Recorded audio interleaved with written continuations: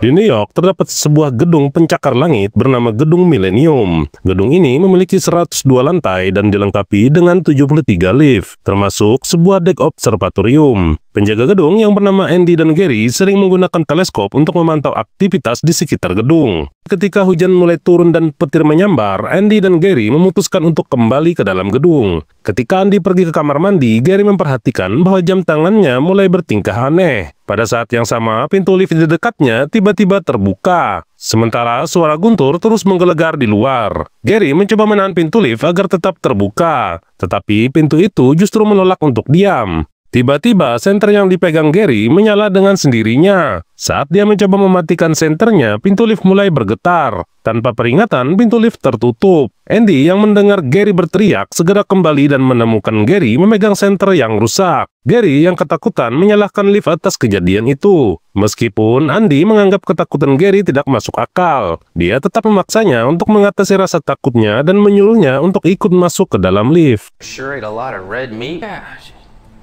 Keesokan harinya, sekelompok wanita hamil telah selesai mengikuti kelas yoga dan masuk ke dalam lift. Mereka menyadari bahwa lift bergerak turun lebih cepat dari biasanya. Tiba-tiba, percikan api muncul dari panel kontrol dan lift berhenti total. We are going fast, aren't we? We got a problem. Para penjaga mendengar alarm berbunyi menyadari bahwa ini adalah ketiga kalinya dalam minggu ini lift mengalami masalah. Namun setelah alarm berhenti, mereka berasumsi lift kembali normal dan tidak jadi memanggil bagian perawatan. Di dalam lift, para wanita mencoba menekan tombol darurat, tetapi tidak ada respon. Bahkan telepon darurat dan ponsel mereka pun kehilangan sinyal. Mereka hanya bisa menunggu dengan cemas. Para wanita mulai kehilangan kesabaran karena suhu yang semakin panas membuat mereka kesulitan bernapas. Ketika para penjaga akhirnya menerima telepon dari penyewa lain yang melaporkan bahwa lift tidak berfungsi, mereka segera mematikan aliran listrik agar teknisi dapat memaksa pintu lift terbuka. Namun saat itu bahkan kunci darurat pun tidak berfungsi. Di dalam lift, ketegangan meningkat. Secara tidak sengaja, para wanita mengaktifkan alarm yang sangat keras. Dua di antara mereka mulai mengalami kontraksi, dan dalam beberapa menit, semua wanita mulai merasakan tanda-tanda akan melahirkan. Salah satu dari mereka bahkan benar-benar mulai melahirkan di dalam lift. Oh my God! Teknisi akhirnya menyimpulkan bahwa pintu lift benar-benar macet. Seorang penjaga yang ternyata adalah suami salah satu dari wanita di dalam lift memutuskan untuk menggunakan kapak untuk membuka pintu. Namun teknisi menganggap tindakan itu terlalu berbahaya dan mencoba menghentikannya. Ketegangan memuncak dan perdebatan berubah menjadi perkelahian. Tiba-tiba, lift kembali bergerak dengan cepat dan akhirnya sampai di lobi. Para penjaga segera berlari untuk membuka pintu dan terkejut mendapati bayi yang baru lahir bersama para wanita di dalamnya. Situasi ini menjadi pusat perhatian banyak pihak. Sementara itu, teknisi yang bernama Jeff dan Mark sedang berhenti di sebuah restoran untuk sarapan. Sarapan mereka terganggu ketika mereka menerima telepon dari bos yang meminta mereka segera ke gedung Millennium untuk memperbaiki lift. Pada saat yang sama, seorang reporter yang bernama Jennifer dikirim ke gedung Millennium untuk meliput insiden para wanita yang hamil, yang kini telah dibawa pergi menggunakan ambulans. Jennifer mencoba mewawancarai beberapa ibu, tetapi polisi melarangnya untuk mendekati mereka. Where's my baby? Where's my baby? Hey Barney, what happened here? You can talk to me, I'm a nurse.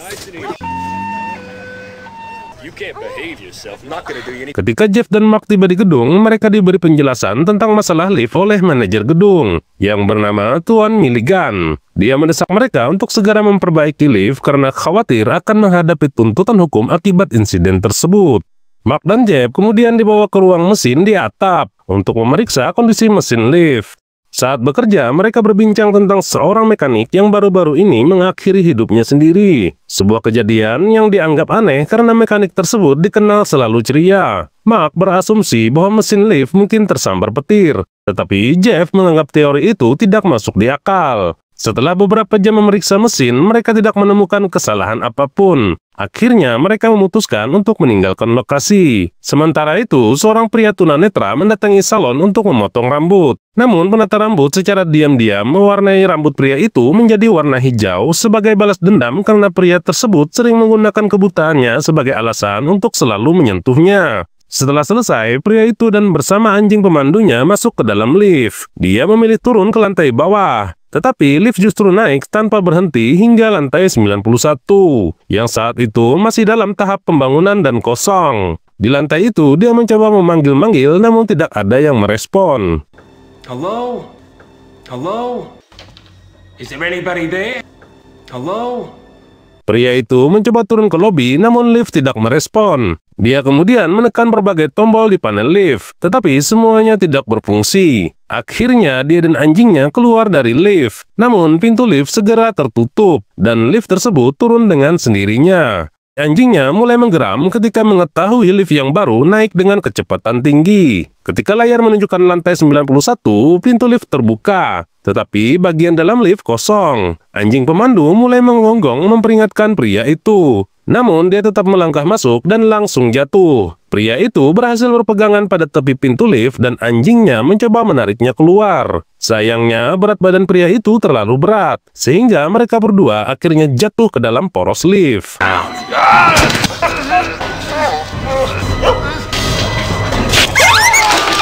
Malam itu, di lantai 44, Andy dan Gary diam-diam mencuri sebotol whisky. Saat mereka menikmati minuman, mereka menerima telepon dari petugas kamera keamanan yang melaporkan hal aneh. Kamera menunjukkan lift bergerak naik dengan sangat cepat, meskipun seharusnya tidak ada siapapun di gedung pada jam tersebut. Akhirnya lift berhenti dan pintu terbuka, tetapi tidak ada siapapun yang keluar. Gary dan Andy mencoba memeriksanya, tetapi Gary secara tidak sengaja menabrak patung di dekat lift. Suara dari patung yang jatuh membuat pintu lift tertutup kembali dan meninggalkan mereka. Keduanya berlari menuruni tangga dan menemukan lift terbuka lagi di lantai 40. Namun pintu lift menutup segera setelah mereka mendekat, dan layar kecil di lift terlihat kembali ke lantai 44. Saat senter Gary mulai tidak berfungsi, tiba-tiba pintu lift terbuka. Meskipun tidak ada kotak lift di dalamnya, Andy mencoba memeriksa ke dalam dan menemukan anjing milik pria yang sebelumnya tewas tergantung di balok logam. Pada saat itu, pintu lift tertutup dan menjepit leher Andy. Gary berusaha membantunya keluar, tetapi pintu lift macet. Tiba-tiba, kotak lift mulai bergerak turun dengan cepat, memotong Andy hingga tubuhnya terjepit di tepi lantai dan akhirnya terpenggal.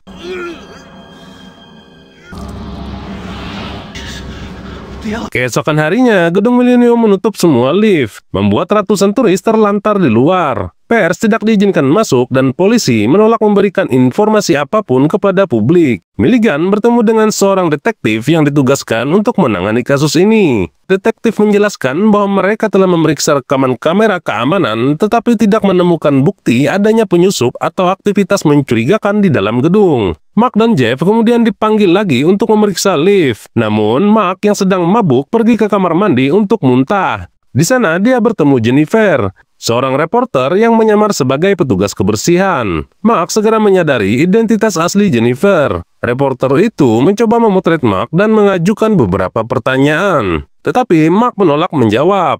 Ketika Mark meninggalkan kamar mandi, Jennifer mencoba mengikutinya. Namun para penjaga mengusirnya. Setelah insiden itu, Mark dan Jeff melapor ke Milligan, mengatakan bahwa mereka tidak menemukan masalah teknis pada lift. Detektif yang bertugas mendukung laporan tersebut. Milligan akhirnya memutuskan untuk membuka kembali lift keesokan harinya. Ketika Mark tiba di tempat kerja, dia terkejut mendapati teman-temannya mengejeknya. Ternyata sebuah surat kabar telah mencetak foto Mark yang diambil oleh Jennifer. Dalam artikel tersebut, Jennifer mengutip komentar nyeleneh Mark tentang lift.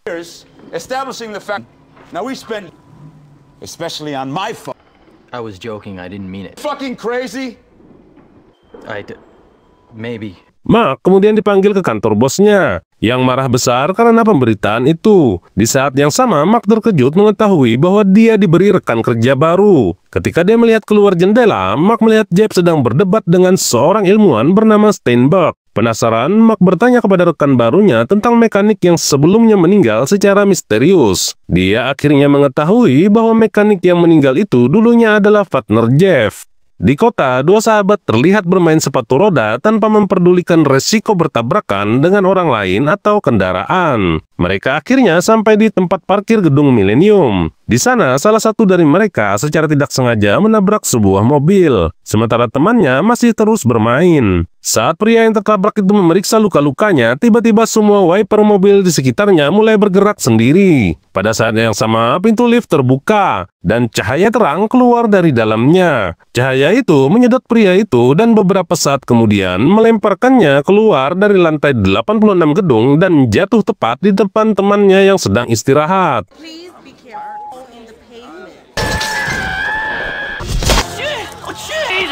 Menyaksikan berita tentang kejadian itu, Mark segera pergi ke gedung Millennium, namun dia tidak diizinkan masuk ke dalam. Di luar gedung, dia melihat Jennifer di antara para reporter lainnya. Mark segera mendekatinya, dan saat itu Jennifer meminta maaf atas pemberitaan yang dia buat sebelumnya. Jennifer kemudian berbagi beberapa detail tentang insiden tersebut. Dia menjelaskan bahwa polisi menganggap pria itu melompat untuk mengakhiri hidupnya sendiri. Tetapi Jennifer beranggapan bahwa kejadian itu terlihat janggal. Di lobi gedung, seorang gadis kecil yang berhasil keluar dari ruang kelas terlihat sedang bermain di depan lift. Tiba-tiba pintu lift terbuka, dan saat gadis itu mendekat, pintu lift itu menutup. Lift lain di sebelahnya kemudian terbuka, dan gadis itu mulai berlari dari satu pintu lift ke pintu lainnya dengan penuh kesenangan. Hal ini berlangsung beberapa saat hingga lift di tengah akhirnya terbuka. Kotak lift itu naik beberapa inci, menyisakan celah di bawahnya. Gadis kecil itu penasaran dan mulai mengintip ke dalam lift. Pada saat itu, guru kelas dan Milligan mendengar teriakannya dan segera berlari ke lobi untuk mencari tahu.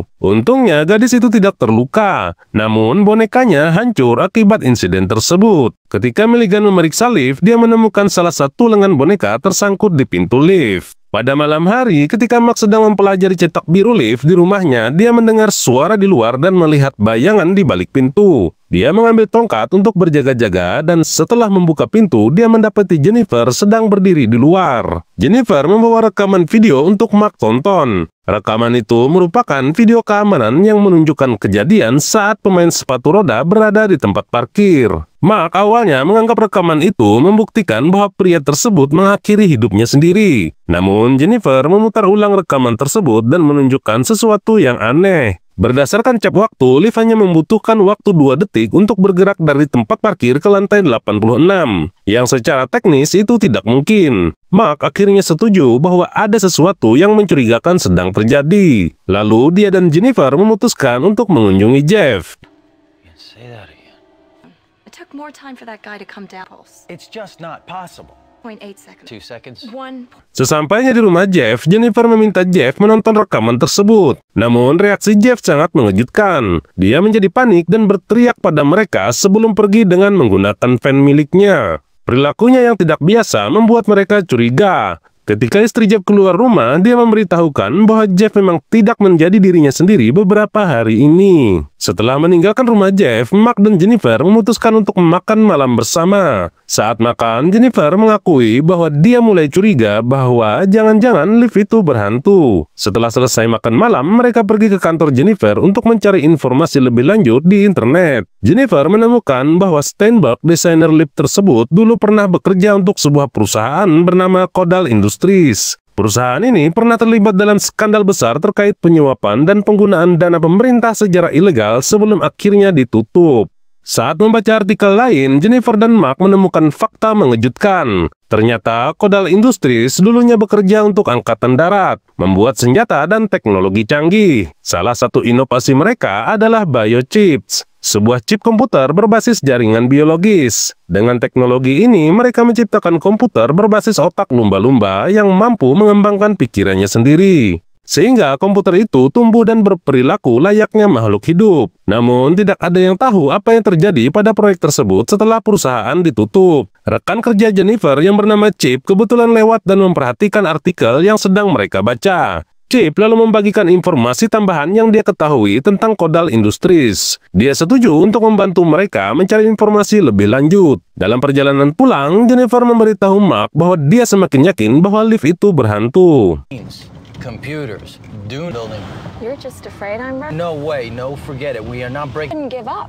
He experimented with that. Keesokan harinya, Milligan masuk ke dalam lift. Beberapa tetes darah jatuh di bahunya. Dan ketika dia melihat ke atas, dia menemukan tutup palka lift terbuka. Saat pintu lift terbuka di lantai selanjutnya, tiba-tiba mayat Jeff jatuh melalui palka tersebut. Milligan yang ketakutan segera merangkak keluar. Dan seorang karyawan wanita yang lewat berteriak histeris dengan apa yang dilihatnya.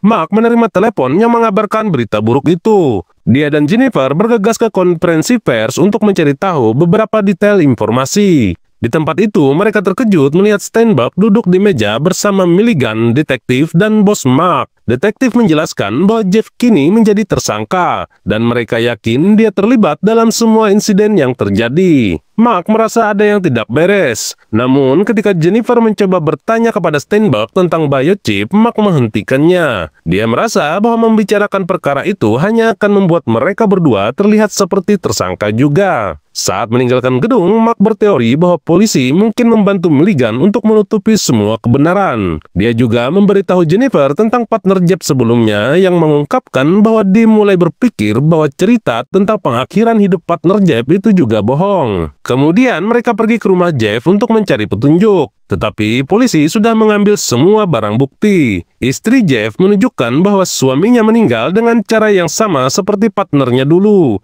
yang semakin menguatkan bahwa cerita pengakhiran hidup itu bohong. Selanjutnya, Jennifer dan Mark mengunjungi istri rekan Jeff yang bernama Kowalski. Namun setelah menekan bel beberapa kali, Jennifer memutuskan untuk membuka pintu itu dengan caranya. Di dalam, mereka menemukan altar yang menyeramkan, yang dipasang dan didedikasikan untuk suaminya yang telah lama mati. Sesaat kemudian, janda Kowalski muncul dan memberitahu mereka berdua bahwa suaminya terbunuh dan dibiarkan tergeletak dalam keadaan berdarah di dalam gedung selama 3 hari. Dia yakin roh suaminya masih tetap berada di gedung dan hanya akan menemukan kedamaian jika dia berhasil membalas dendam.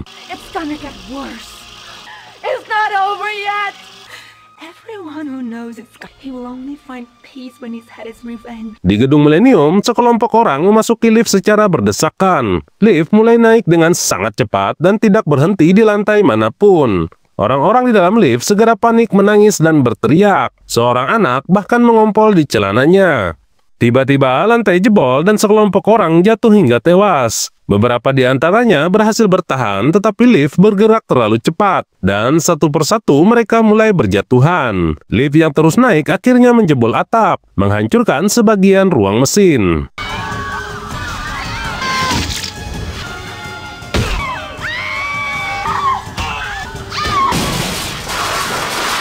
Kejadian itu segera menarik perhatian Gedung Putih, dan Presiden mengadakan konferensi pers untuk mengumumkan bahwa semua kematian di lift itu adalah akibat perbuatan terorisme. Sementara itu, bos perusahaan lift menemui Steinberg dan memberitahunya bahwa karena dia yang menciptakan monster ini, kini dia juga yang harus menghentikannya. Kembali ke gedung Millennium, polisi datang dengan lebih banyak personel lengkap dan pasukan anti-teror, dan sekelompok anjing pelacak. Jennifer tiba mengendarai pen milik Jeff, sementara Mark bersembunyi di belakangnya, berpura-pura menjadi karyawan perusahaan yang mengirimkan material suku cadang lift. Namun, polisi yang berjaga tetap ingin memeriksa pen tersebut. Pada saat itu, Jennifer menerima telepon dari Chip yang memberitahunya bahwa proyek biochip masih berjalan dan kini mereka tidak lagi menggunakan jaringan lumba-lumba, namun sudah beralih menggunakan jaringan manusia, yang membuatnya bertingkah tidak lagi layaknya sebuah mesin. Polisi akhirnya kehilangan kesabaran dikarenakan Jennifer terlalu mengulur waktu,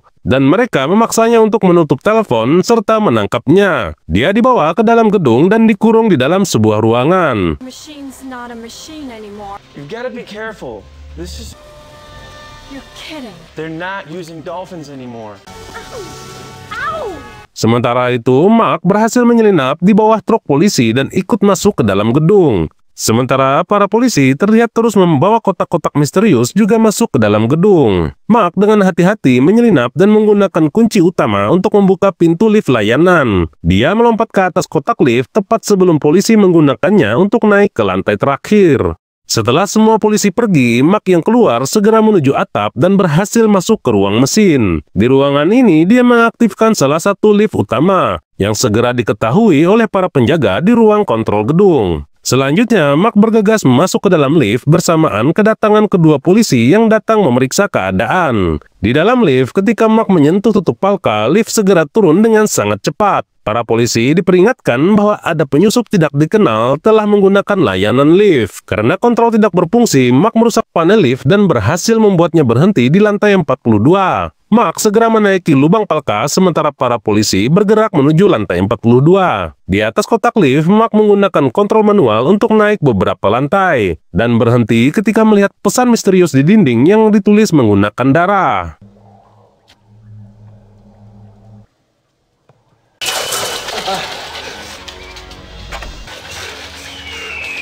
Dia kemudian mulai naik lagi dengan lift dan beberapa lantai selanjutnya dia menemukan zat putih aneh seperti lendir yang masih menetes dari atas. Dan saat melihat ke atas terlihat percikan kabel listrik seperti ada sesuatu yang tidak beres. Ketika Mark mencoba naik lebih tinggi, polisi berhasil mencapai ruang mesin dan menonaktifkan lift. Kini, Mark tidak punya pilihan selain memanjat menggunakan kabel. Dia menemukan kompartemen di dinding dan membukanya dengan paksa, yang menyebabkan kotak lift di ruang mesin bergetar dan menimbulkan percikan api. Di dalam kompartemen, dia menemukan biochip besar yang sedang berdenyut, dan tanpa ragu dia menusuknya beberapa kali. Di saat yang sama, kotak lift di ruang mesin terbakar dan mulai turun dengan sangat cepat. Meskipun biochip itu tidak menyala, Mark terus menusuknya. Polisi menggunakan bahan peledak untuk meledakkan pintu lift, dan mereka mulai masuk dengan maksud untuk menangkap Mark. Ketika kotak lift yang terbakar semakin dekat, Mark segera menyingkir untuk menghindari kematian. Sebagian besar petugas polisi dengan cepat keluar, tetapi salah satu dari mereka hampir terjatuh. Akibatnya, kotak lift itu membelah tubuhnya. Mark berusaha naik kembali, tetapi lift di belakangnya mendorong tubuhnya dan membuat kakinya tersangkut pada kabel di bawah kotak lift satunya lagi. Dia diseret naik dengan sangat cepat.